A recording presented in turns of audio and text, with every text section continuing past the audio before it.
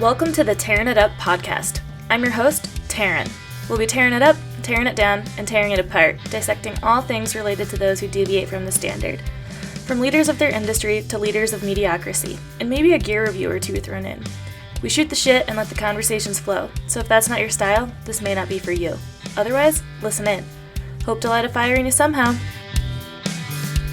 All right.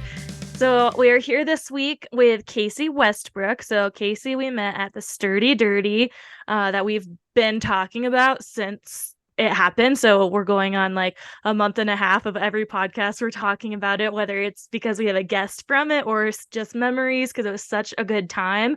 And Casey actually was one of the people who was on the podcast when we did our live recording at the event. And we had some things in common. We just wanted to talk more to her and learn more about like what she does, where she's from, and all that fun stuff. So Casey, I'm going to turn it over to you just to give a little introduction. Like where are you at in the world right now? Yeah. Hey, everyone. Yeah, I'm Casey. I am currently in Bend, Oregon. Um, Fun spot. Yeah, that's where I'm at. Yeah, awesome. I don't know what, for some reason in my head just now, I was thinking Idaho. I know we talked where you're Mhm. from, but I don't know why I got Idaho stuck in my head now. I'm like, oh, I totally remember now. Okay. So Bend, are you from Bend or how long have you been in Bend? Yeah, so I've been in Bend like kind of 4 years, but I'm originally from Santa Cruz. So I grew up in Santa Cruz County. Um, didn't mountain bike there. I was an endurance. I was a runner for a while. And that's where that all started in Santa Cruz. Yeah, Santa Cruz Mountains. Oh, that's awesome. So that's so I'm in Tahoe. So Santa Yeah. Cruz, isn't too far, hopping, skipping a jump away. I biked down there um right after I got back from Washington. So after the Sturdy Dirty, I was in Washington for another week and a half or so, or almost 2 weeks. And when I came back Yeah. down to Tahoe, I had to go that direction. So that was the first time I got to bike in Santa Cruz. But I just did one quick trail. And I'm dying to go back and figure out some more fun spots to go or explore a little more. I just didn't have a lot of time, but I know Yeah. how it is with like I didn't start mountain biking until I moved to Tahoe. So I feel like even in Washington, I've gone a handful of times when I've been able to bring my bike and hit Tiger Mountain and Raging River and stuff, but I really haven't gotten to explore like Washington, where I'm from, a whole lot. Yeah. So have you been back to Santa Cruz and biked like since you started biking? Yeah, totally. It's so funny, like going back now as a mountain biker, like riding all these trails that I would run, and I'd be like, why is this trail like this? Like, why are all these like weird, like flowy things? I just remember being like, this is so weird. But whatever. And, Yeah. it's so fun going back now. And being like, oh, I see what this is now. This is like so much more fun than running them. It really Yeah. is way more fun. I mean, I haven't been on a lot of those trails, like I said, but I will just agree with that because running is just not my favorite thing to do. And when I do go out and run trails, I'm like, man, I really wish I was biking this. Hell But yeah.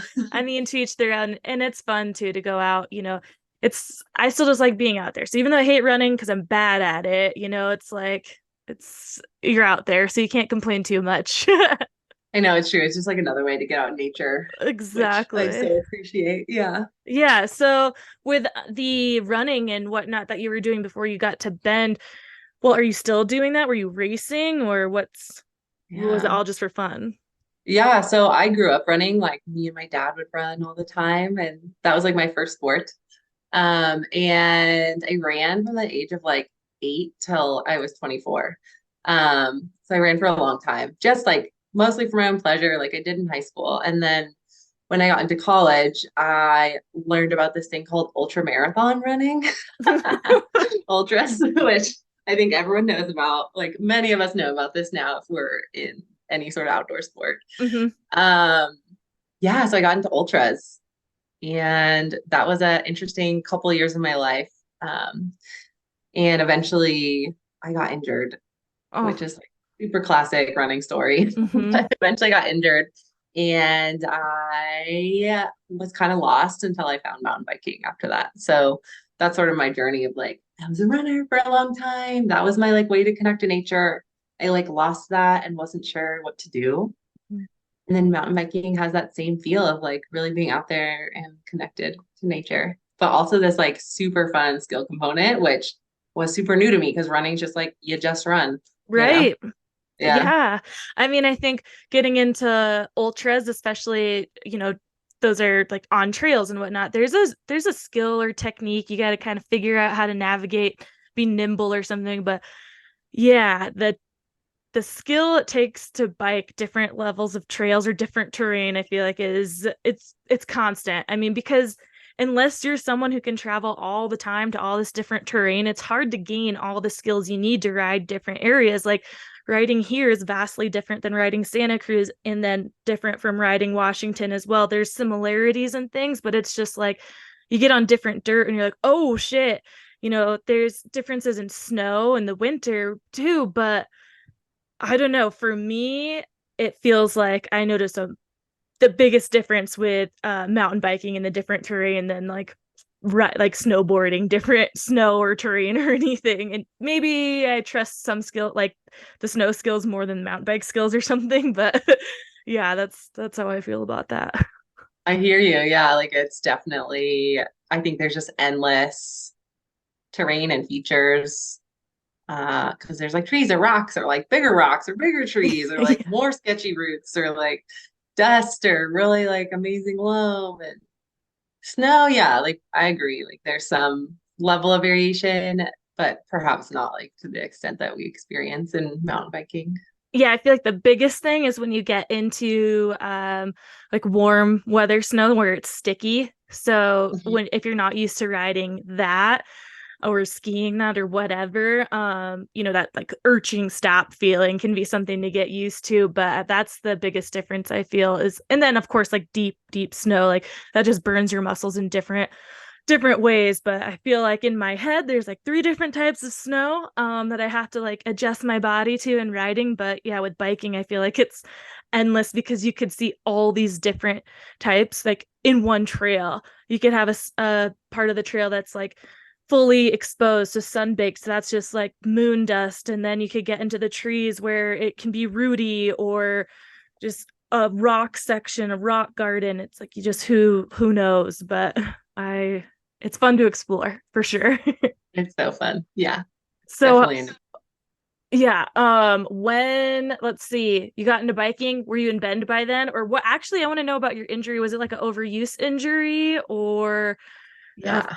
yeah. It was a weird injury.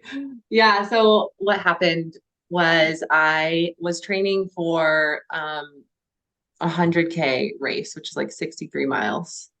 And 2 weeks before the race, I go climbing with my friend, just like indoor climbing. And I was playing around on something I hadn't tried before. And I ended up like slipping off the rock and like hitting my knee super hard on the wall, which like didn't seem like it was going to be a big deal, like whatever. Mhm. And that was 2 weeks before the race. And ultimately, like it caused this like tendonitis. So I went on and ran the race anyway, Oh my God. which was definitely like not the best call, but was the call that I made. And yeah, after the race, like I couldn't straighten my knee, I couldn't like bend it all the way. It was just like super inflamed and pissed. And so I didn't run for like 2 years after that without pain. Oh, And it definitely like stopped my running like right in its tracks. And I was like, okay, I'm not sure what to do here. I just was like kind of at a loss. But yeah, the other thing that wasn't happening is I was doing like absolutely no strength training at the time, mm. which I think contributed to it because if I look at my running mechanics, they're truly awful. Yeah, terrible. Yeah. Well, I feel like I'm not sure how old you are now, but I feel like there is definitely a point in time that it wasn't talked about, like strength training and running, like combining those two things, especially if you were racing or something. It was like you didn't want to, it wasn't condoned really to strength train because your muscles will be like too strong, you'll get too heavy, you'll like lose endurance or something. And now I think it's much more widely accepted that you strength train with any sport really. Like you want a strong muscles for skeletal system and all that, and that helps your joints and everything and all these endurance endeavors. But it's always hard to figure out hybrid training, so especially I'm sure when you were running in college that it was just like, no, I'm not thinking about like squatting and deadlifting and stuff to make my running better. Yeah, definitely not. Like I think it was like starting to come out, like the research was there, but like culturally it wasn't like a thing, Hmm. especially for women. Yeah. And like it wasn't something like even though like that's what I was going to school for, like we didn't learn it. And like it wasn't something I had learned at the time. So yeah, it wasn't like feasible at the time. And now it's like I think like you said, yeah, more people are on board and realize how important it is. Yeah. Did you, after your injury, I know it took you some time, but how did mountain biking come about? Just a friend got you into it, or what was your first experience mountain biking? They're not Yeah. always pretty, that's for sure. Yeah, mine was relatively pretty. It was pretty good. Yeah, I had a good intro. So my husband and I started mountain biking around the same time, and he like had demoed a bike. He was like, "You have to try this." And so I like went out with him on his second ride, and I was like, "Okay, like I get it. This is sick." That's So you're awesome. just yeah, you're in Bend, which is like I think one of the best places to be a beginner mountain biker because it has such a gradient from like I would say like there are some advanced trails, but most trails are like really, really beginner friendly and really intermediate friendly. So it was just such a great place to learn because there's so much like really mellow terrain. Hmm. So it was a really great introduction for me. Yeah. That's awesome. I've ridden once in Bend. Actually, it was just this last fall. I was on like a work thing with a running company with On Running. And it's Mhm. funny because it's a running company, but they took us all mountain biking. But we did a shuttle ride and it was a lot of fun. I was kind of hurt at that point too, though. I had a broken finger and then I'd just been attacked by like bees. I had several like stings all over my legs. So my ankle had been super swollen. So I didn't have a lot of like flexion in it. And Oh no. so I was like, yeah, I wasn't really in biking shape because I hadn't been in. I mean, it was fine, easy ride, but I was like, oh God, I wanted to be able to experience it at its full. So it's definitely on my list to stop and Bend one of these times. I'm driving up to Washington with my bike, like making time to just, it's only, like an hour or something out of my way coming back down or going up. So it's definitely worth it to stop. Yeah, definitely. Love to show you around. Yes, totally. And I know Amber would love it too. So if we can get our schedules to coordinate and I can get her to just like meet me in Bend or something. But which by the way, listeners, sorry, I'm not over talking Amber. She's actually not here today. She wasn't able to make it today, but we've already had a rescheduled Casey, so we just wanted to get her on. So but she'll be back next week. So anyways, you mentioned school and what you studied or that you didn't study or kind of studied like strength training and whatnot, but you weren't integrating that into your training. So what did you study exactly? Yeah, so I studied exercise science. They call it kinesiology. Maybe you've heard that, Yeah. or you've probably heard that word before. I don't know how many people have heard that word. Hold on, Yeah, I so want you to, yeah. sorry, real quick, say it one more time, nice and slow, because this message is specifically for my friend Joe, who, when I told him, like, yeah, Joe, I was trying to study kinesiology, he was like, what? That's a made up term. I'm like, Yeah. no, it's not. So, what did you study? Kinesiology. Yes, Joe, It's it's real. real. It's real. Yeah, it's out there. Ultimately, it's the study of human movement. So it's really, really broad. It's like everything. It's like you have exercise physiology and biomechanics, and like then you have like the psychosocial like components of like why do we move, like motivation, like why do people not move. So it was really interesting and all encompassing. And I had a ton of fun in it. Yeah. Where did you study? San Francisco State. Oh, nice, cool. SF State. Go not Gators. Yeah. not too far from where you were. And then what took you after school? Where'd you go? What happened? You just went straight into, were you intending on taking that? Because I know with kinesiology, so I didn't actually study it. My path went a different way, but that's what I was wanting to go to school for when that was on my mind. But I know that you can kind of go several different ways, like the physical therapist route or personal training route, so many other things in between. But did you know at the beginning of like when you started school which route you were going to take, or how did you decide where to go next? Yeah, I definitely thought I knew what I was going to do. But yeah, I was like, I'm going to be a physical therapist. Yep. That was like the only job I really knew about in the Mhm. movement world. It's like physical therapy. That's like a job. Yep, Um, same. I never yeah, thought of personal training. Like I saw him at yeah, the gym. We went to like LA Fitness or something in Tacoma, but I also knew of personal training certificates, and I knew a lot of people just went that route. And so I thought with kinesiology, yeah, my intention with it was like physical therapist, and I'm going to work on like only athletes. But then, yeah, I learned a little bit more about physical therapy and stuff. I'm like, oh, maybe, I don't yeah. know. Same. That was kind of my experience. I kind of got Okay. into like the internships and I was like, "Ugh." And the other part was like, I was like, I see where my life is going and I'm not ready to like know where I'm going yet. Like Hmm. that's maybe not what I want. Like, I don't want to be, I want like some mystery and I want to like figure it out a little bit more on my own is Yeah. ultimately what happened. So then I thought, I'm going to go into academia and I got my master's and I was like, I'm going to be a professor. Um, that's also not what I ended up doing. You got your master's in the same Yeah. realm to Hmm. teach like people kinesiology or human movement anatomy things. Yeah. Exactly. Yeah. And I was really into like the cultural aspects Mhm. of movement and exercise physiology were my two favorite. I just was really passionate about it. Like who has access to movement and then like how does all like the nitty gritty work in our bodies? That's Uh, awesome. so it was really fun. Yeah. And then I got into academia and I was like, this isn't quite the vibe I want. So ultimately, I jumped around a bit and landed on strength and conditioning, which I had started during my master's just to like make some money on the side. Okay.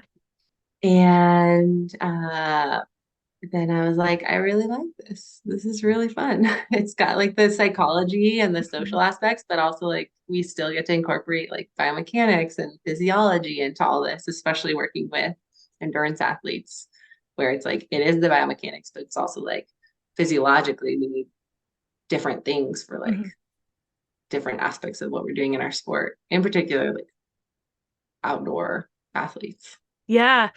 Well, I Yeah. love that kind of you had the experience, dipped your toes in over here and then over there, and were able to make the call like, yeah, not quite what I want. Because so often with our society, and I think it's changing a bit the landscape, but again, when I was in school and whatnot, it was very linear of like go to school, graduate, get your job, get married, whatever have you. I never really did any of that, but for you to have gotten your degree and then get a master's and then still say like, yeah, no, I'm not like, that's not exactly what I want to do, at least like right now. I think that's really powerful for people to hear and understand that, yeah, you can go to school, you can get your degree, but that doesn't mean that, if it's still not jiving with you, if you're still not ready or feeling it out, you don't have to do it right then. I mean, you can still go into academia later in your life. You can go down the physical therapy road again if you want. People change their lives and careers, over 40, over 50, like well into their lives. So it just gave you more options, I think, to have those things. So that's really cool, like that you just kept exploring till you found like what is working with you in your life right now and what you're enjoying. And that education that you have doing what you do is like priceless. Well, there's a price tag on it, I'm sure, I was but surprised, yeah. yeah, But yeah, being able 100%. to work with clients of all different abilities or, desires, I think is you just can connect so much more with that endurance athlete who is maybe running or racing. You can help them down to like such minute levels, and you can also help the general public just get in shape. They may not care at all about what joint or muscle is working in that movement, but the fact is you can tell them and you can dive deeper with anybody if they want to. So you just have gives you such a broad range of people to be able to work with. Yeah, it's so fun.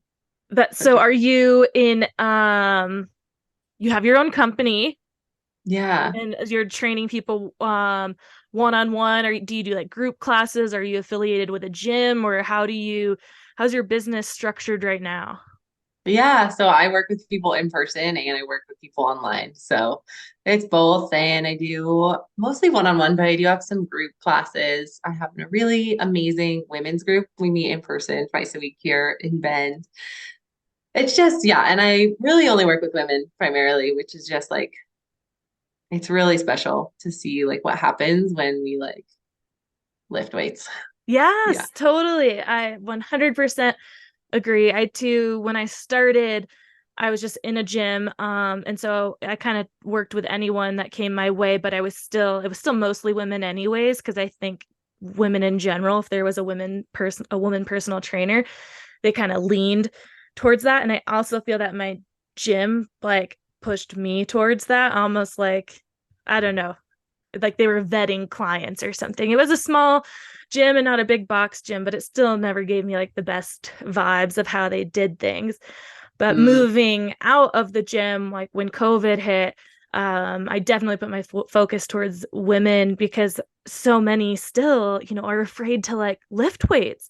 And yeah. living in this crazy outdoor place that people are doing so many different things, it's like, no, we gotta keep ourselves strong to be on the trails, whether you're running or biking or whatnot. Like, don't be afraid to lift that barbell or a heavy dumbbell. Oh, And it's just so, a word I've said before in this podcast that I hate to use, but in the moment can't think of another, like empowering, just it to show is. you that Yeah. you can fucking do it. It was like Yeah. amazing. And then to see that from people, like the realization that they're like, wow, I can do that. That's my favorite part of it. Yeah, it's so like beautiful to watch people see like you're stronger than you think you are and you Hmm. can do more than you thought you could Yeah, well, in I this feel like way. as women too, you go about your day, and especially if you have children, and young children, you're lifting and carrying them all throughout the day, carrying groceries, doing all these things that it's like you don't even realize that throughout the day you might be carrying like a 60-pound child around on your hip or something.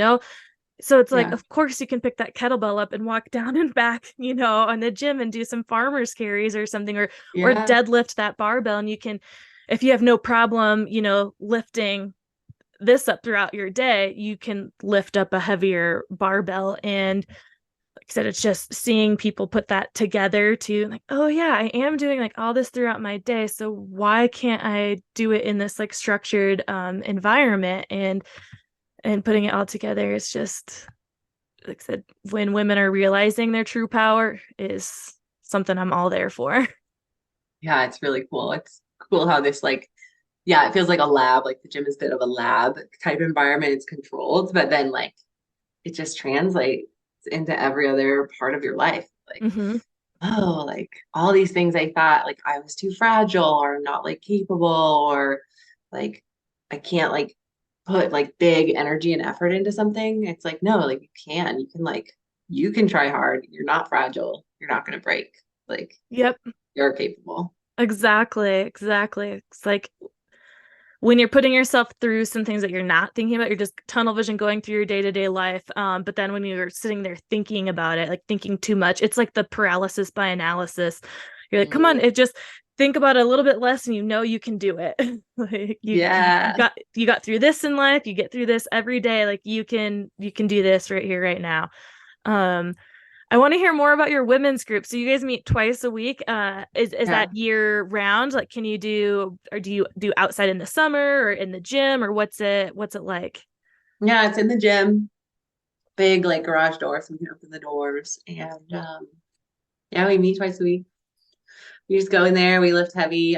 We're all like recreational athletes, so we focus on strength training that's going to support like I have like women who are mountain bikers, skiers, snowboarders, like hikers. There's a girl who like we have a river wave here in Bend Oh and she yeah, surfs I drove the past river. that. Yeah, she surfs the river wave and like she kiteboards, climbers. So it's really focused on like strength that's going to supplement all of our outdoor activities, whatever that is. And like ultimately so that we can be in partnership with whoever our partner is instead of like, if you have a male partner, you're not necessarily relying on them for everything. Like you could be equal partners in life in that way if you Mhm. want to, or you and your female partner, like you can be equal partners in strength, and that's possible for you. I love that. Are Yeah. you like making a structured workout that everyone's doing for the class, or is it kind of like just an open gym style, or you have a couple different options depending on what they do? For like you got your mountain bikers over here and your surfer over here or Yeah. whatnot. Are they, or is everyone doing the same thing or what? Pretty much folks are doing the same thing. Yeah.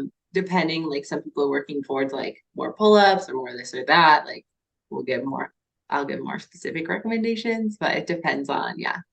Largely we're doing similar things. Maybe we're focusing like slightly differently on them, Mm-hmm. depending on where folks are at. Yeah. Right.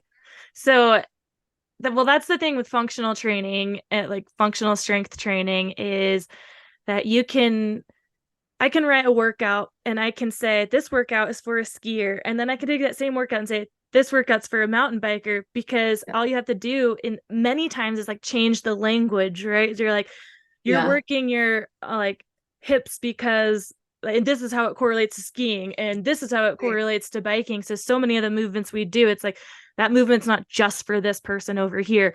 um but it's just funny to get it into people's minds that like you really just have to change the language a little and relate it to them. But I mean, that's with everything in life. You have to be able to relate to it to relate to it. Yeah, absolutely. It's kind of like, yeah, we as like athletes of any kind, we really all use similar movement patterns. Like we just apply them to different surfaces and materials. And we like tend to avoid certain movement patterns. Like overall, Mm-hmm. outdoor athletes like don't do any hinging or deadlifting type motions. So like we all need to do that. And we Mm-hmm. all do like some sort of squat or lunge in our sport. And working on stability there can be helpful. But yeah, ultimately, like if you break down the movement patterns, really similar things are happening in our sports. Mm-hmm. We just are applying it like slightly differently.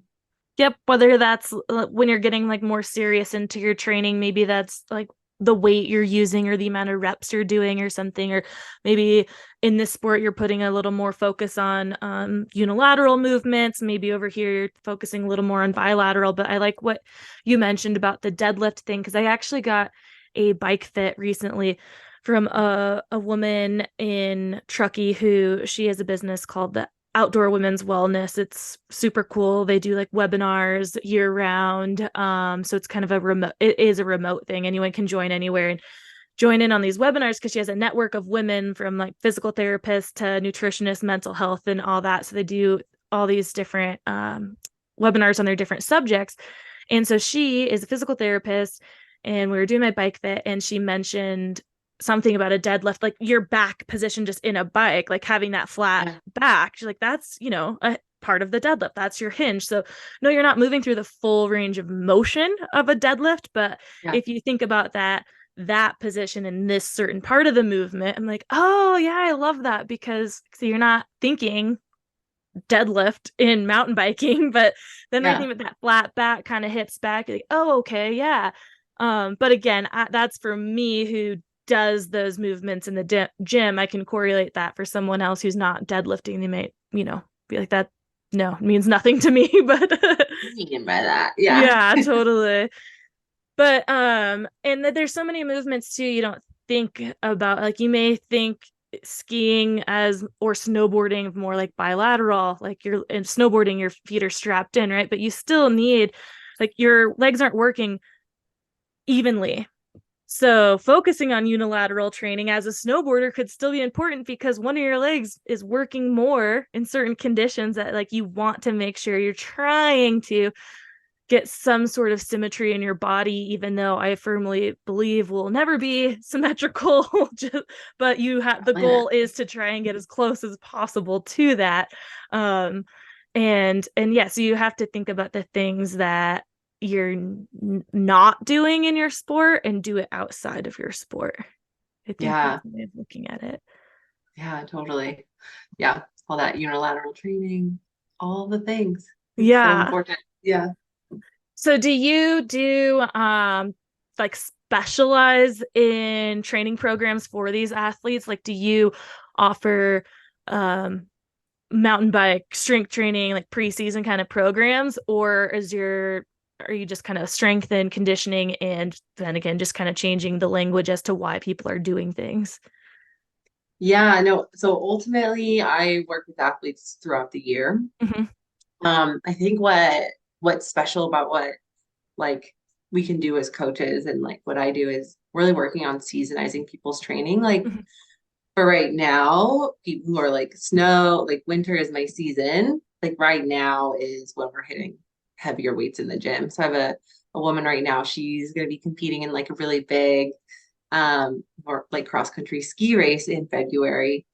And so she's training really hard right now for that race. So like right now we're focusing on like building really strong base, like Mm-hmm. working on those unilateral movements, working on like a lot of like strength, stability, mobility for her training. And then like as her season progresses, like things are going to start shifting because she's going to be ramping up her aerobic performance, her aerobic work, and the strength just needs to like stay consistent. Mm-hmm. So I think what's cool about working with athletes who are seasonal is like we get to seasonize your training so that like it's meeting you where you're at and like you're working hard in the season where you have more space and you're maintaining your strength in that season where you're like, no, this is my performance season.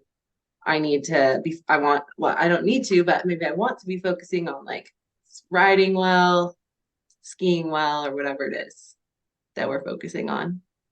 I love that, and I think that's great for anyone to hear, any recreational athlete too, because think we can get caught up in the seasons we're in of like, okay, I don't want to go to the gym right now because I'm just outside riding my bike as much as possible. And I totally get it.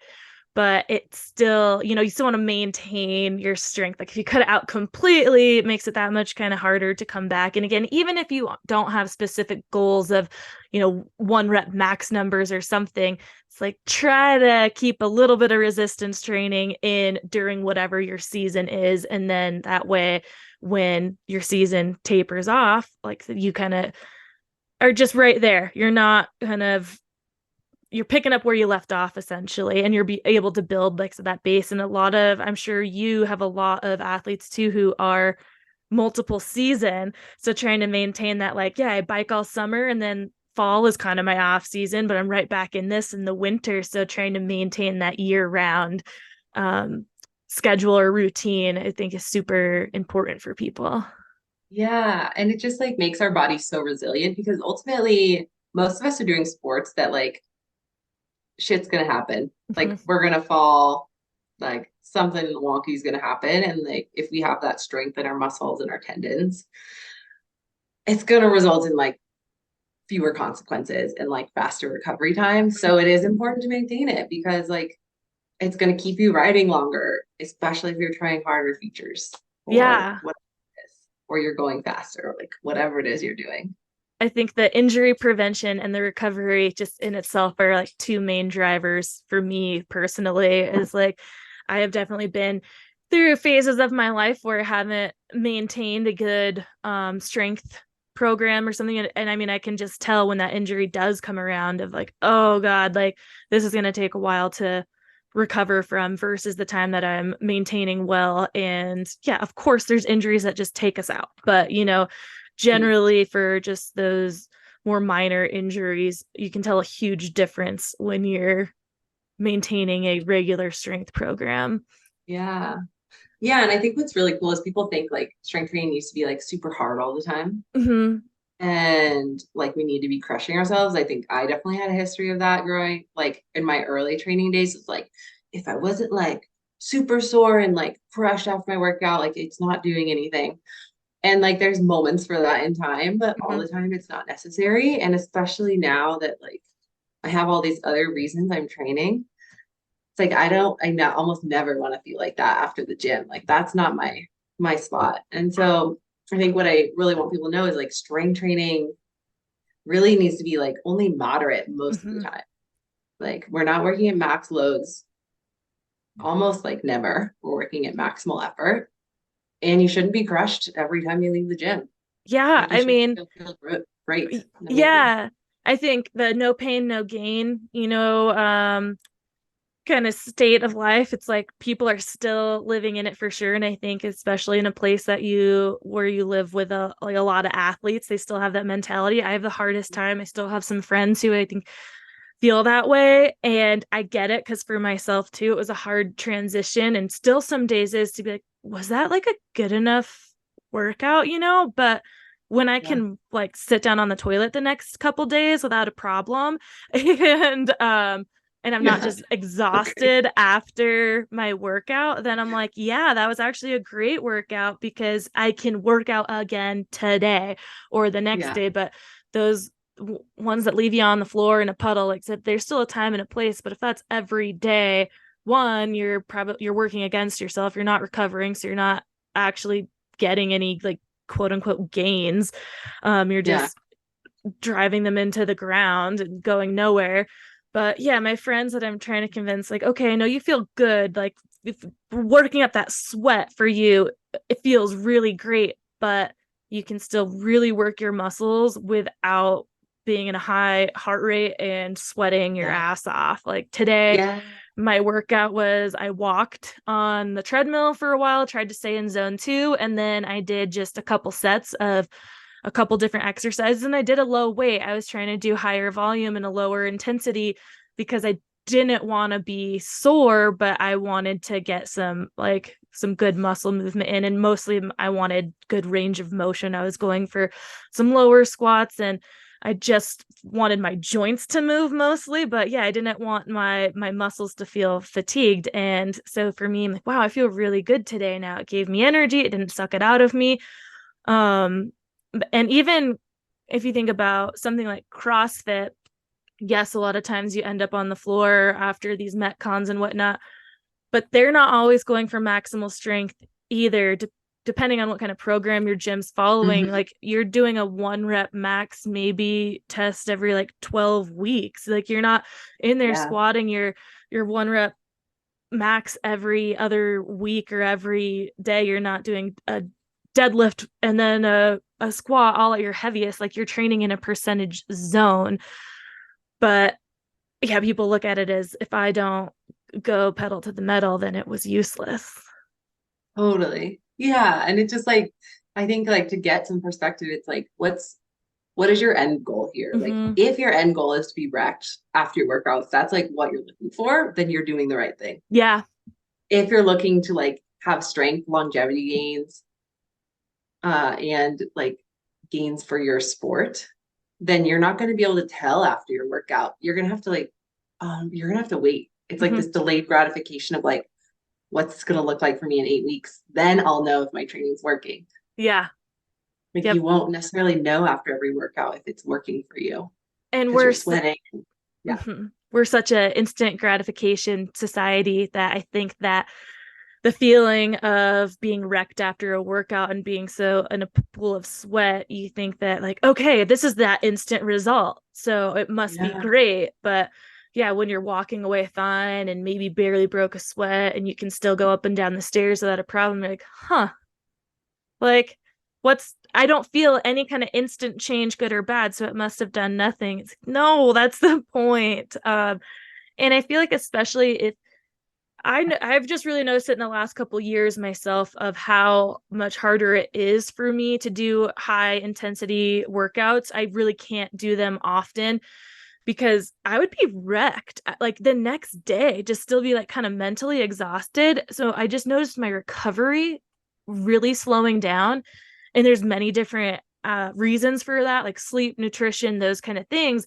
But I think as you get older, you notice those things a lot more. So if you are not fully keyed into those other things, then you're like really backpedaling if you're just constantly doing those high intensity workouts that you have to evaluate the whole picture. And I don't think enough people are doing that. They're just looking at the workout and like, yep, that was hard. I'm dead. And so it was good. And it's like, but are you sleeping? Are you eating? Like what else is going on here?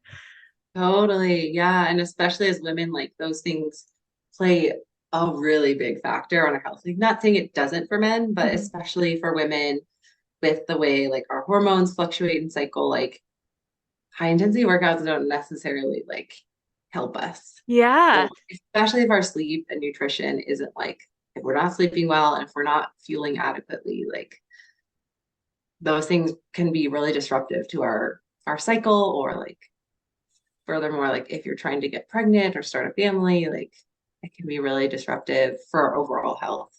I was I gonna think men ask. as well, but I'm Mhm. really only keyed into what's happening for women. Yeah. Well, and men's hormones aren't changing as much as women's on a weekly, daily, like monthly basis. So I think it's a little bit easier for them to streamline um, than it is for women. And that's what I was going to kind of ask next as we're talking about this. This has been a huge subject or popular subject on social media. I've been reading about it for years, but it seems like it's Yeah. really taken storm and it's like cycle syncing.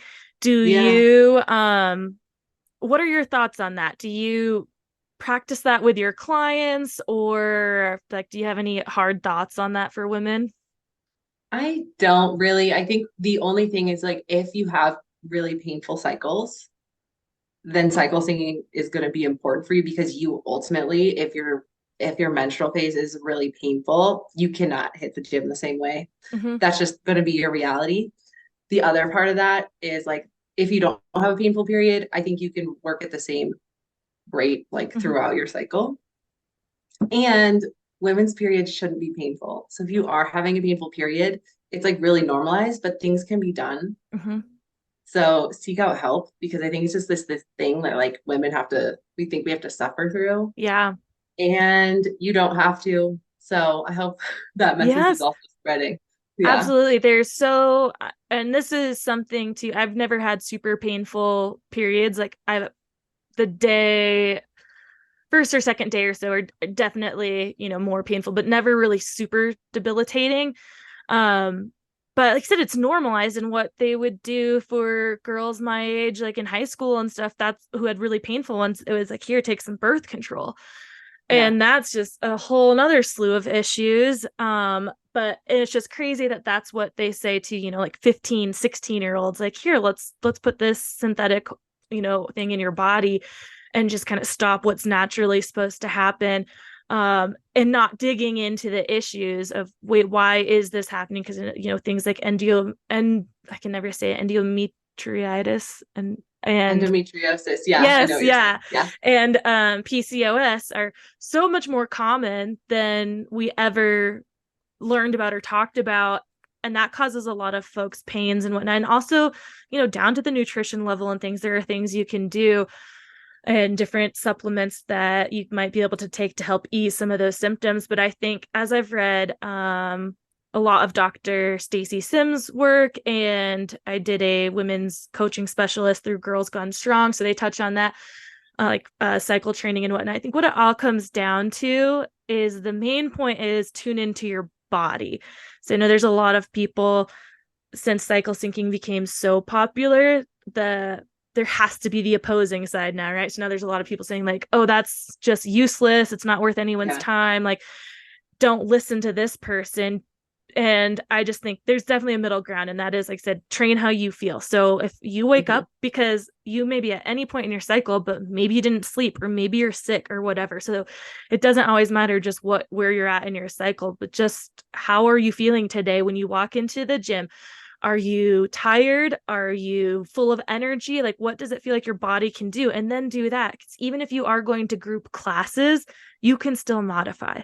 Like, no coach, trainer, or instructor should be telling you like, just lift that anyway, right? So Just do yeah, this is not like it. the military or something. In this day and age, I think less people are really putting that pressure on, but it's like, do listen to your fucking body. That's the Yeah, main point, I think. totally. And I feel like, don't be afraid to talk about it either, especially if you do have a coach. I think that, I don't know if your clients are super open with you about that, but I've the handful of clients that I've been working with consistently the last couple of years, we've just gotten more and more comfortable of talking about that and opening the conversation, because sometimes they don't know where to turn. And I'm not giving them advice by any means, but I'm like, hey, it's normal for us to to have these symptoms and stuff, and just go talk to someone if you really think something's wrong. But Yeah. so just normalizing the conversation around it. I also work with like teenagers for wrestling, and so I think that we really need to normalize talking to young girls about it, and them being able to talk to their coaches about it too, so they don't feel like uncomfortable, and they can, because a lot of girls like drop out of sports in those teenage Yeah. years because stuff's happening and they don't know how to deal with it. Mm-hmm. Yeah, it's so rough being Mm-hmm. a young woman. But yeah, it's helpful to have like strong women in your life where you could be like, okay, it's hurting today. Yeah, What do we do? totally. Yeah, to be like, hey, I need to modify, like something's going on with my uterus. Like, yeah, no problem. Just don't, Yeah. lift that instead or something, or, Yeah. body weight, whatever. Lay on the fucking ground, Yeah. take Do we your need to time. breathe here? Yeah, Yeah. like maybe this is what we need. Yeah, it's so important. Like all of these things that are so common and we don't feel like we can talk about. And the other one is like peeing when you like squat or jump or something like Yeah. that. It's like so common and we're all so embarrassed about it. Obviously, it's not an ideal situation, but there's something we can do and like let's talk about it. Yeah, exactly. And when I was teaching at the gym I was at, there was, a Mhm. handful of women that like, oh, I can't, I'm not jumping because I'm gonna pee. And it's always like after kids, that's just what happens. But again, it's something that's normalized that actually should be kind of looked into, because you can do things to help that. And that's not just this is how I am now. Yeah. There's something to look into and something you can do, but by all means don't do anything you're not comfortable with. But again, Yeah. just being able to talk about it is so huge. Are you working with mostly like adult women, or do you work with any kids or teens or anything? I do work with some teens, but mostly adult women. Yeah. Cool. Awesome. Yeah. And so besides mountain biking, we talked a little bit about winter sports. You're in Bend, so do you ski and whatnot in the winter? What do you do outside of mountain biking, like year round? I'm still finding my footing in winter. I dabbled with some skiing last year, so I think that I'm gonna get better at that this year. And that's That's gonna be my sport this winter. I could see Yeah. that for you. Learning about your history with running for sure. Hmm. Skiing. Then I Yeah. I like to dabble in the cross country, just to get the dogs out. I've tried Yeah. skiing, and dang, I mean, both of them are so hard. Being a snowboarder, just getting the coordination down for skiing in general. But Yeah. yeah, skiing is a whole nother level to me of that motion, and then just the aerobic aspect of it. I mean, you can make striding aerobic too, but I find a lot of runners around here really fall into skiing easily. Yeah. Yeah. I'm excited to explore it more. It feels like a fun way to get out and like Absolutely. explore some. Yeah. Yeah, that's really cool. Well, before we wrap up here, what else is going on with you and your business? I think we talked about a retreat coming up when at the Sturdy Dirty. And so tell us a little bit about your retreats and what's going on. Have you done them in the past? Yeah, so we have a retreat coming up. It's like the 5th through the 8th of October, on the Mackenzie River here in Central Oregon. This will be our fifth retreat Oh, that we've done. wow. Yeah. So we'll be mountain biking on the Mackenzie River, doing yoga. We hire a private chef and she comes and makes really amazing like holistic meals and like teaches us her ways. It's very special. And we'll go like play in some hot springs and do some like cold plunging. The Mackenzie is really, really cold. It comes like straight out of the ground. It's a really wild river. Wow. And it's like clear and like blue. It's really beautiful. So yeah, and then we'll be doing some skills on the trail. That sounds awesome. How many days was it? Did you say October 5th through 8th. So it'll be 8th? Okay. Thursday through Sunday. Okay. Is this Yeah. the fifth like year of that, or do you do them twice a year? We do a couple. This is actually our second year. We did 3 last year, and Wow. then we did one other one this year, and then this one, and more to come. Yeah. That's so awesome. Is it you, the chef, and then do you have someone else with you? Yeah, so Rebecca Bell, she's a yoga and mountain biking coach. She's a yoga instructor, mountain biking coach, and this is her baby, her child. She came up with this, so it's a really beautiful story. That's so Which awesome. if you come, she will share. She's a really, really special woman. A lot of amazing stories It and a lot of sounds wisdom. Yeah. absolutely amazing. Is there spots still? Can people sign up for it? And where would they get Yeah. that info? We still have some spots. You can follow me on Instagram, Casey M. Westbrook, and I'm happy to shoot you a DM with the link for that. Awesome. That's really cool. So I will link all that in the show notes too. So if you guys want to follow Casey, you want to learn more about it, like I said, follow her on Instagram, shoot her that message, learn more about that retreat. It sounds absolutely amazing, especially if you've never been to Central Oregon. I highly suggest going in October. Just a great time of the year where it's the temperature's good, especially for biking, and then getting that cold plunge. Man, that's sounding good right now. Some cold plunging.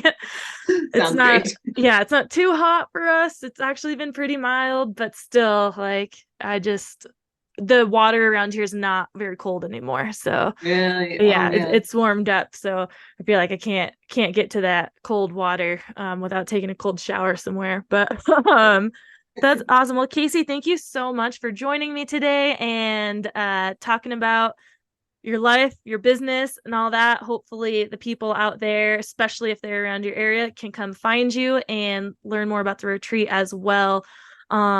And oh, actually, sorry, before we wrap up, I totally forgot. This is really kind of going back a bit, but the Sturdy Dirty. I'm Yeah. sure we mentioned it in that episode, but just again for people who may have missed that or your segment on it, was that your first race? That was not my first race. Okay. No. Okay, Yeah. awesome. That was my second time at that race though. Okay, cool. Do you have anything on the horizon for the summer? Do you have any more races planned? No, I'm going to Canada next week, so that's what I'm most excited about, just for fun. Cool. Yeah. But Okay. Sturdy Dirty is pretty much the only race that I do because it's amazing, just like Yes. the best race. So, Awesome. um, yeah, that's where I'm at with that. Maybe some Very big cool. endurance stuff next year, but yeah, Nice. Very yeah, cool. All right. Well, yes, thank you for sharing. And I hope we can talk to you again and we'll be dreaming of that retreat if we can maybe try and swing it ourselves or something. We'll have to slide into your DMs and figure that slide out. into my DM. Yeah. Otherwise, hopefully we see you at the Sturdy Dirty next year. Yeah, thank you so much, Taryn. It was fun nerding out about strength and conditioning with you. Yes, it's so fun. I don't get to do it too often anymore, but awesome. Well, thanks everybody for listening. We'll be back next week and talk to you then.